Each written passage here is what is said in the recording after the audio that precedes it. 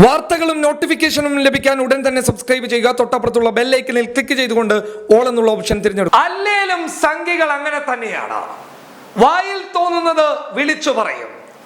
പിന്നീട് അതിൽ പ്രതിഷേധം വന്ന് അടികിട്ടുമെന്നുറപ്പായാൽ അയ്യോ ഞങ്ങൾ അങ്ങനെയൊന്നും പറഞ്ഞിട്ടില്ലേ, ഞങ്ങൾക്കത് അറിയില്ലേ, ഞങ്ങൾ അങ്ങനെയൊക്കെ പറയുമോ, അതറിയാതെ പറഞ്ഞതാണ്, ഇത്തിരി അടിച്ചിട്ടുണ്ടായിരുന്നു, വലിച്ചിട്ടുണ്ടായിരുന്നു, കുടിച്ചിട്ടുണ്ടായിരുന്നു, ഉറക്കിലായിരുന്നു, കിടത്തത്തിലായിരുന്നു എന്നുള്ളതൊക്കെ ഇവരുടെ ഒരു ശീലമാണ്.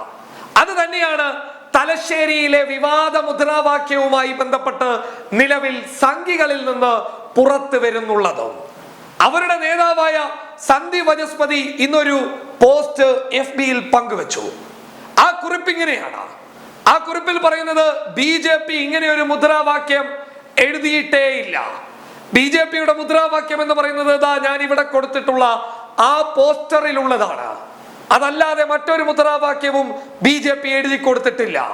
പക്ഷേ അവിടെ ഇത്തരത്തിലുള്ള മുദ്രാവാക്യം വിളിച്ചതുമായി ബന്ധപ്പെട്ട് ഞങ്ങൾ അന്വേഷണം നടത്തും. എന്തായാലും അതിൽ അന്വേഷണം നടക്കുകയാണ്. ഞങ്ങളുടെ ബലമായ സംശയം ആ വീഡിയോ കൃത്രിമമായി ഉണ്ടാക്കിയതാണോ എന്നുള്ളതും അതോടൊപ്പം തന്നെ ആ വീഡിയോയിലുള്ള ഓഡിയോ കൃത്രിമമായി ഉണ്ടാക്കിയിട്ടുള്ളതാണോ എന്നും ഞങ്ങൾ പരിശോധിച്ചു വരികയാണ്. പോയി ചത്തൂടെ പക്ഷേ എന്തൊരു വൃത്തികെട്ട ന്യായീകരണമാണിത്, എന്തൊരു വൃത്തികെട്ട ന്യായീകരണമാണ്. എങ്ങനെയാണ് ഇതിനെയൊക്കെ ന്യായീകരിക്കാനാവുന്നത്? സത്യം പറഞ്ഞു കഴിഞ്ഞാൽ ഇതിനേക്കാൾ വലിയ നാണം കെട്ട ന്യായീകരണം വേറെയുണ്ടോ?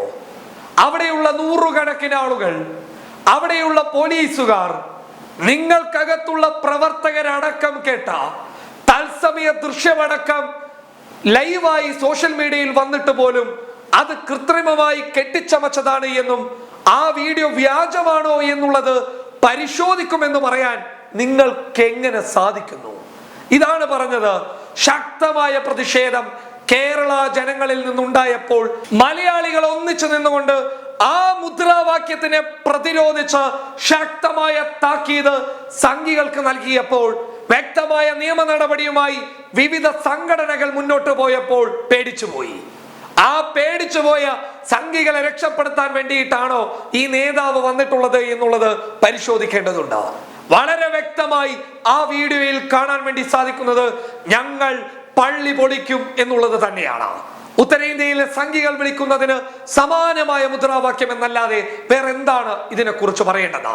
ഇവർക്ക് കൃത്യമായ മറുപടി ആ സമയം തന്നെ വീഡിയോ പുറത്തു വന്ന മണിക്കൂറുകൾക്കുള്ളിൽ തന്നെ കേരളത്തിലെ ജനങ്ങൾ എണ്ണി കൊടുത്തപ്പോൾ ഇവരുടെ ഷഡ്ജം കീറി. അവിടെ ഇവർ ഭയപ്പെട്ടു. ആ ഭയപ്പെടലിൽ നിന്ന് പിന്നീട് ഒരു കേസ് വന്നു.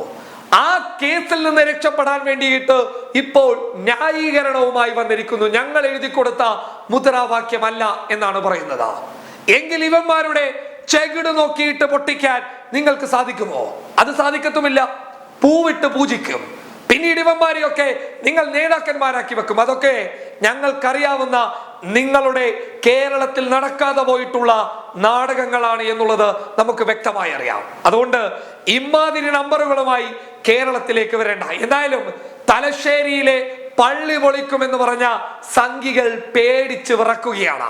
വിവിധ സംഘടനകളുടെ പ്രതിഷേധം ഇന്ന് വൈകുന്നേരം തലശ്ശേരി ടൗണിൽ വെച്ചുണ്ടാകുമെന്നുള്ളതാണ് ലഭിക്കുന്ന വിവരങ്ങളിൽ നിന്ന് വ്യക്തമാകുന്നത്. News desk public Kerala.